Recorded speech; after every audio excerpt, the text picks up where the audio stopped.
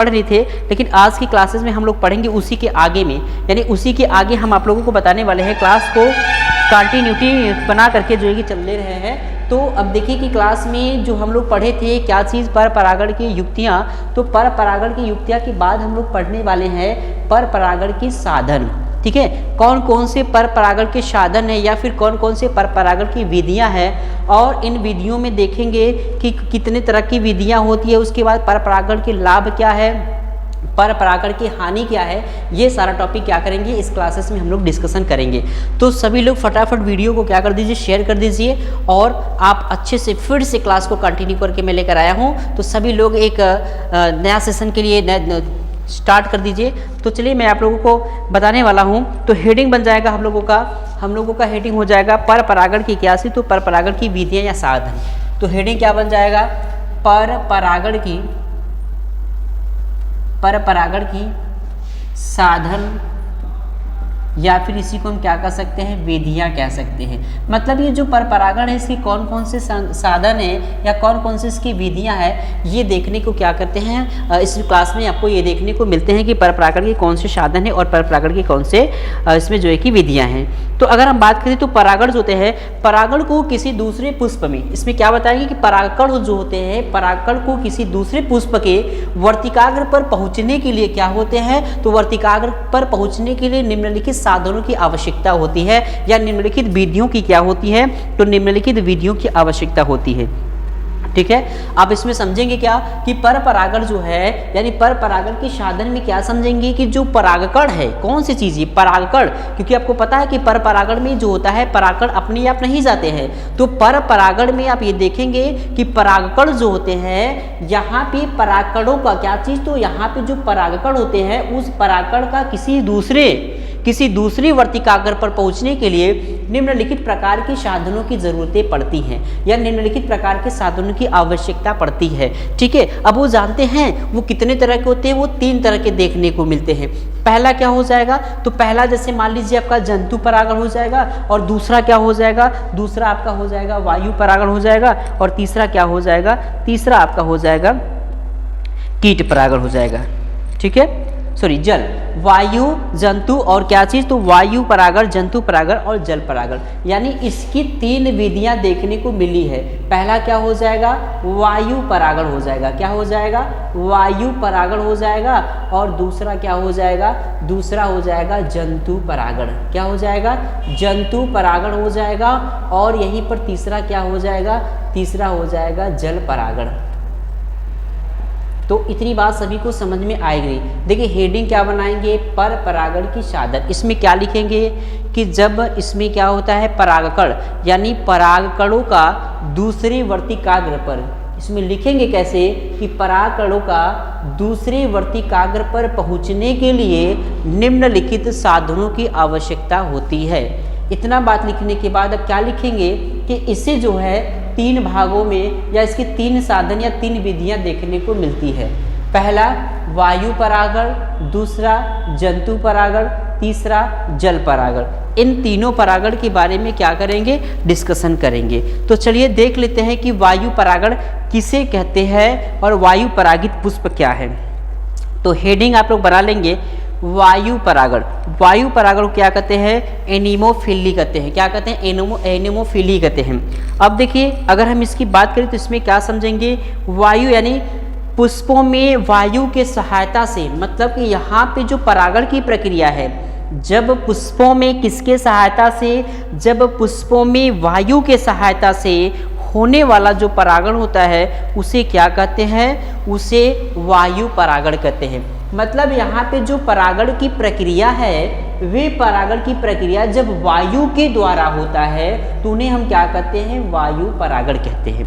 बात सभी को समझ में आ गई कि नहीं आए, मतलब कि वायु परागण क्या है, तो आप बताएंगे कि जब परागण की प्रक्रिया वायु के द्वारा होती है, वायु के सहायता से होती है, तब उन्हें क्या कहते हैं, तब उन्हें कहते हैं वायु परागण कहते हैं। ठीक, तो इसको लिखेंगे कैसे, आप इस प्रकार से इसको लिखेंगे कि पुष्पों में क्या चीज, तो पुष्पों में वायु के सहायता से, किसमें, पुष्पों में वायु के सहायता से वायु की सहायता से क्या होता है, परागण। तो पुष्पों में वायु के सहायता से होने वाले परागण को या पुष्पों में वायु के द्वारा होने वाले परागण को क्या कहते हैं, वायु परागण कहते हैं। और इनमें जो पुष्प होते हैं उन पुष्पों को क्या कहते हैं, उन पुष्पों को कहा जाता है वायु परागित पुष्प कहते हैं।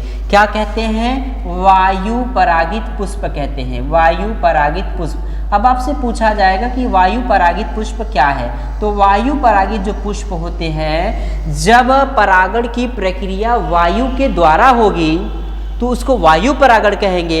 और इनमें जो पुष्प होगा उस पुष्पों को क्या कहेंगे, वायु परागित पुष्प कह देंगे।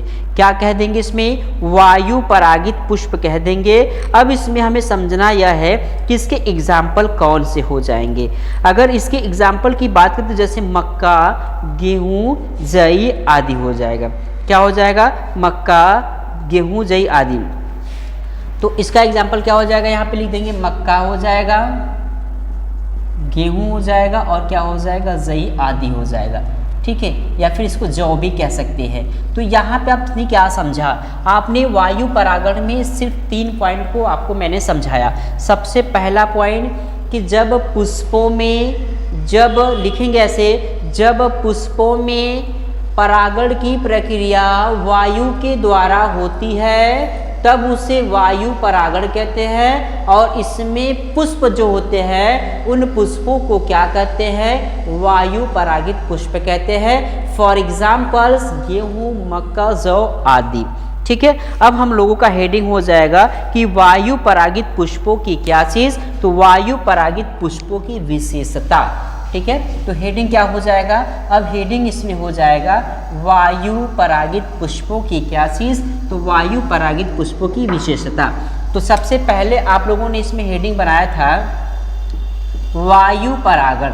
तो वायु परागण में आप लोगों ने इसको अच्छे से पढ़ा और इसमें आपको एक हेडिंग मिल गया, क्या चीज, वायु परागित पुष्प। वायु परागित क्या चीज, तो वायु परागित पुष्प मिल गया। ठीक है, अब इस वायु परागित पुष्प में आपको क्या देखना है कि जो वायु परागित पुष्प होते हैं इनकी कौन कौन सी विशेषता होती है। तो हेडिंग क्या हो जाएगा, वायु परागित पुष्प।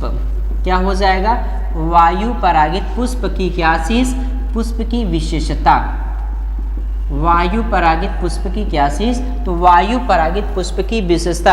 यानी कि जो वायु के द्वारा परागण, यानी जिन पुष्पों में वायु के द्वारा परागण होता है उसको तो वायु परागण कहते हैं। लेकिन ये जो पुष्प होते हैं इन पुष्पों में कौन कौन सी प्रॉपर्टीज पाई जाती है, कौन कौन सी विशेषताएं पाती है, इन विशेषताओं पे स्पेशली हमें क्या करना है, डिस्कशन करना है। तो चलिए देख लेते हैं। सबसे पहले बात बताएंगे कि वायु परागित जो पुष्प होते हैं इनकी विशेषता बताएंगे कि इनके पुष्प जो होते हैं बहुत छोटे व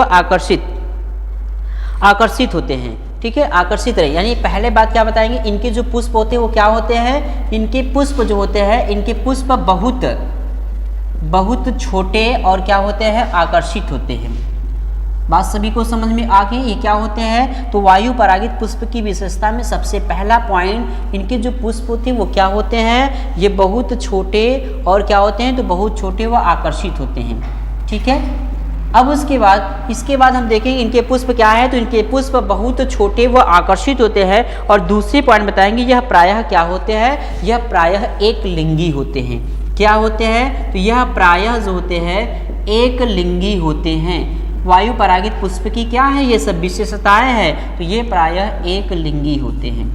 कैसे होते हैं, एक लिंगी होते हैं। अब उसके बाद हम इसके तीसरे पॉइंट की बात करेंगे। तो तीसरा पॉइंट क्या हो जाएगा, इनके जो होते हैं दल जो होते हैं बहुत छोटे छोटे या फिर अनुपस्थित होते हैं। मतलब इनके दल या दलपुंज जो होते हैं इनके दल क्या होते हैं, इनके दल बहुत छोटे होते हैं, बहुत छोटे छोटे या फिर क्या होते हैं, अनुपस्थित होते हैं। ठीक है, या तो इसमें दलपुंज पाया जाएगा, या तो दलपुंज अगर पाया जाएगा तो बहुत छोटा छोटा होगा, या तो दलपुंज इसमें नहीं पाया जाता है। तो ये 3 बातें इसमें समझ में आया कि नहीं। वायु परागित पुष्प की विशेषताओं में मैंने 3 बातें बताया कि इनके पुष्प बहुत छोटे छोटे व आकर्षित रहित होते हैं। और दूसरा पॉइंट, ये प्रायः क्या होते हैं, एक लिंगी होते हैं। और तीसरा पॉइंट क्या बताएंगे तीसरा पॉइंट बता देंगे कि इनके दल जो होते हैं वो क्या होते हैं, बहुत छोटे या फिर क्या होते हैं, या फिर अनुपस्थित होते हैं। अब दल या दलपुंज के बारे में आप लोग अच्छी तरह से जानते होंगे, ठीक है। अगर हम चौथे पॉइंट की बात करें तो ये क्या होते हैं, ये परागण जो होते हैं, परागकोश में परागकण की मात्रा क्या होती है, बहुत प्रचुर मात्रा में पाए जाते हैं। मतलब इनके जो परागकोश होते हैं उसमें परागकण जो होते हैं बहुत प्रचुर मात्रा में क्या होते हैं, पाए जाते हैं। तो यहाँ क्या लिख देंगे, परागकोश में, किसमें, परागकोश में परागकण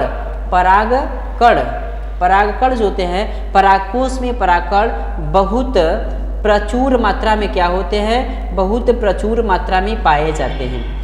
परागकोश में परागकण जो होते हैं वो क्या होते हैं, बहुत प्रचुर मात्रा में क्या होते हैं, पाए जाते हैं। और उसके बाद बताएंगे इनके पुंकेसर जो होते हैं अधिक लंबे होते हैं। पांचवा पॉइंट क्या बताएंगे, इनके पुंकेसर जो होते हैं क्या होते हैं, तो इनके पुंकेसर अधिक लंबे होते हैं। इनके पुंकेसर अधिक क्या होते हैं, तो इनके पुंकेसर अधिक लंबे होते हैं, ठीक है। तो मैं यहाँ पे लिख दिया हूँ, आप समझ लीजिएगा इनके पुंकेसर क्या होते हैं, अधिक लंबे होते हैं। और इसके लास्ट पॉइंट क्या बताएंगे, परागकण जो होते हैं शुष्क, हल्की व छोटे होते हैं। और इनका जो परागकण होता है वो शुष्क होता है, हल्का होता है, और फिर कह सकते हैं ये छोटा होता है। तो इनके परागकण क्या होते हैं, हल्के होते हैं और छोटे होते हैं। तो ये कुछ पॉइंट थे किसके, वायु परागित पुष्प की क्या चीज़ विशेषता है। बाकी की चीज़ें हम क्या करते हैं अगले दिन की क्लास में डिस्कशन करते हैं। तो आप इसको फटाफट नोट कर लीजिए, देखेंगे अगले क्लास में इसके आगे जो है कि पढ़ाएंगे आप लोगों को।